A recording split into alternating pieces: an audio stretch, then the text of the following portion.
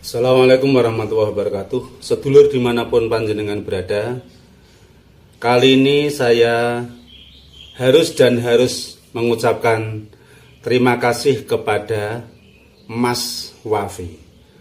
Mas Wafi ini garda terdepan dalam membela kaum Habib atau klan Ba'alawi. Dalam siarannya di Nabawi TV, Mas Wafi ini jelas ingin membela klan Ba'alawi. Namun secara tidak sadar yang terjadi, Mas Wafi ini justru menguliti klan Ba'alawi, sehingga dari situ kita sangat tahu bagaimana kualitas para Habib. Waktu di Nabawi TV tersebut, Mas Wafi mengatakan bahwa ada seorang fakir yang datang ke rumahnya untuk minta pertolongan. Pertolongan karena kaum Habib sudah merasa kalah, tidak bisa menjawab apa yang disampaikan oleh Kiai Haji Imaduddin terkait dengan nasab. Di situ Mas Wafi mengatakan Kiai Haji Imaduddin sebagai penuduh. Namun poinnya adalah dia mengatakan bahwa kaum Habib sudah kalah, tidak mampu menjawab persoalan nasab. Dari sini kita tahu kan bagaimana kualitas keilmuan seorang Habib. Lebih jelasnya ikuti atau simak apa yang disampaikan oleh Gus Wafi berikut. Izinkan kami mengajukan beberapa pertanyaan. Pertanyaan pertama, bagaimana kisah awal Anda terlibat dalam diskusi nasab ini, bahkan Anda sampai dilibatkan dalam diskusi atau debat di Kesultanan Banten? Pada suatu malam ada sebagian teman Al-Fakir yang datang ke rumah, kemudian niat bersilaturahim. Setelah kita berbincang-bincang panjang, dia mengeluarkan statement. Sekarang para habaib sudah kalah. Tidak ada yang berani berdebat dengan si penuduh.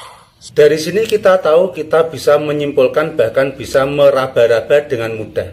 Mengapa dalam debat keilmuan, termasuk debat masalah nasab, seseorang mengalami kekalahan atau pihak Habib merasa kalah?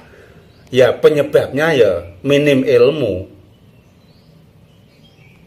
Saya ulangi, dalam perdebatan nasab, Habib kok sampai kalah? Itu nggak ada sebab yang lain kecuali karena mereka minim ilmu. Selanjutnya kita bisa menyimpulkan kesimpulan yang berikutnya. Bagi siapapun yang minim ilmu tentunya sangat jauh untuk dikatakan atau diakui sebagai seorang wali. Jauh banget.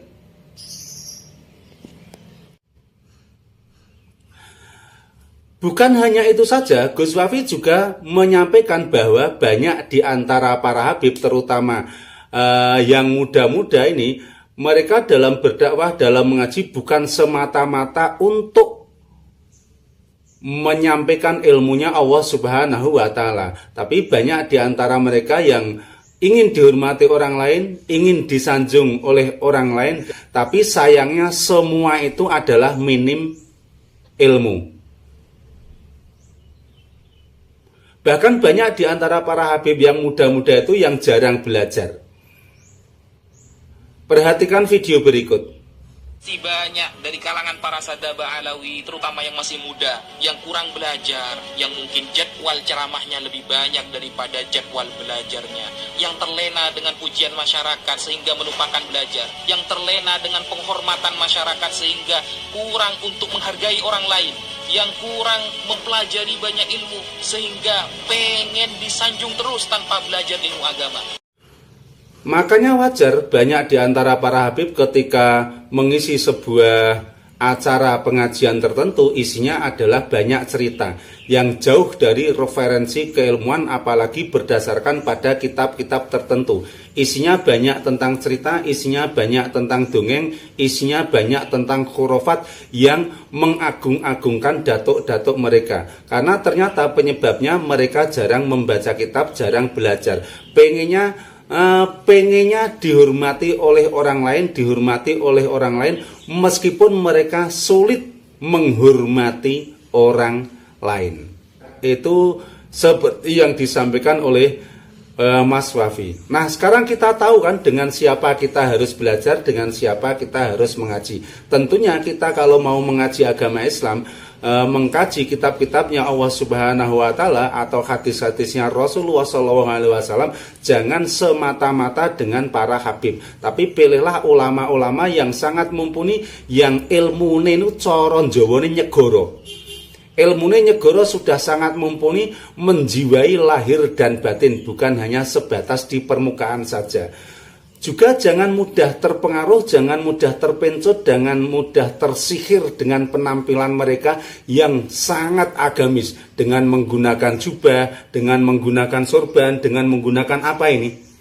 Nah, karena apa?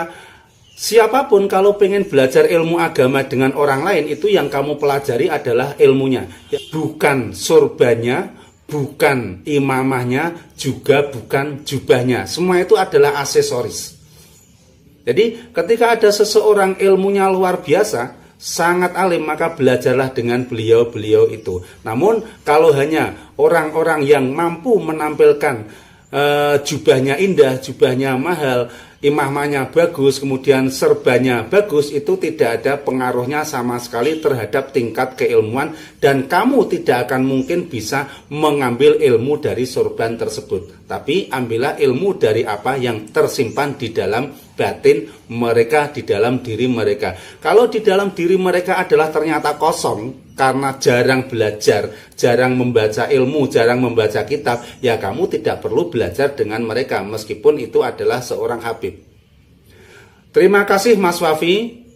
Terima kasih Mas Wafi atas informasinya, dan jenengan saya sarankan untuk minta maaf juga kepada para habib yang semestinya, yang pengennya engkau bela, tapi ternyata kamu buka semuanya sehingga di dalam batinnya pun sampai hampir-hampir terlihat.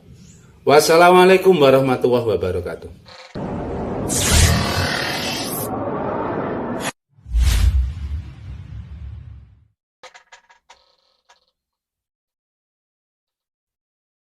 Waalaikumsalam warahmatullahi wabarakatuh. Assalamualaikum warahmatullahi wabarakatuh. Ketemu saya kembali dengan channel kesayangan kita, Outer Channel. Baru saat saya menayangkan video ya, saya mereaksi dari videonya Pak Guru Ihsan. Beliau menayangkan juga video-video yang Ustadz Wafi kemarin diundang mungkin ya ke Nabawi TV mungkin ya. Gitu. Dan beliau banyaklah statement di situ, waktu podcast yang Ustadz Wafi itu sampaikan, dan Pak Guru Ihsan ini mengutip beberapa video yang Pak Guru Ihsan ditayangkan di videonya terkait statement mungkin menurut Pak Guru Ihsan ini penting lah gitu loh. Intinya casing itu nggak mencerminkan orangnya gitu loh. Jadi casing belebet imamah, belebet sorban sing tumpuk-tumpuk, itu tidak menyerpinkan ilmunya. Jadi banyak kiai-kiai yang ilmu nih tinggi ya biasa berpakaiannya gitu loh. Sekarang kan banyak orang-orang itu memandang casingnya, sorban koyo ngono, wis koyo ngono ya. Jadi terbuai oleh penampilannya gitu loh. Nggak pingin menuntut ilmu, tapi menuntut keren-kerenan. bagus juga. Intinya ya bagus juga semua gitu loh. Ustadz Wafi juga di situ menceritakan tentang beberapa oknum yang mungkin terlanjur jadwal ceramahnya itu banyak, namun belajarnya itu kurang gitu.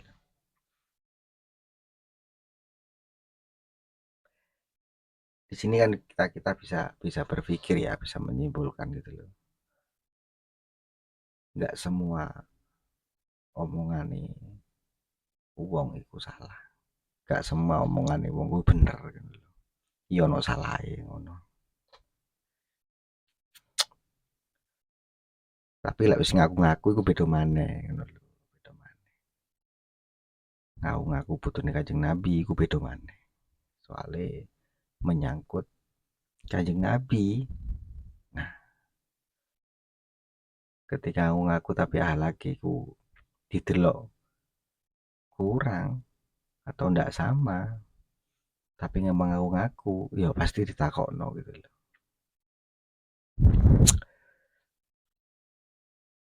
Saya itu tetap itu saya pampang ya fotonya Agus Dur di depan dan di belakang saya. Ini kata-katanya Gus Dur. Insya Allah ini kata-katanya Gus Dur ya. Saya akan bacakan ya.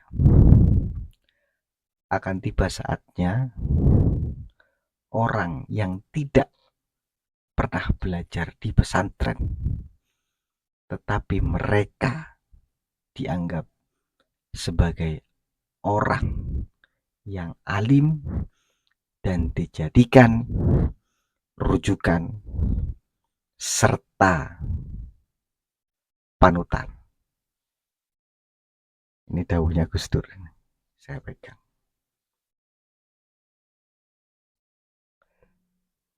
Sekali lagi ya. Akan tiba saatnya orang yang tidak pernah belajar di pesantren, tetapi mereka dianggap sebagai orang yang alim dan dijadikan rujukan serta panutan. Kalian simpulkan sendiri. Oke ya, jangan lupa subscribe, like, komen, dan share. Bunyikan notifikasi loncengnya. Assalamualaikum warahmatullahi wabarakatuh. NKRI harga mati.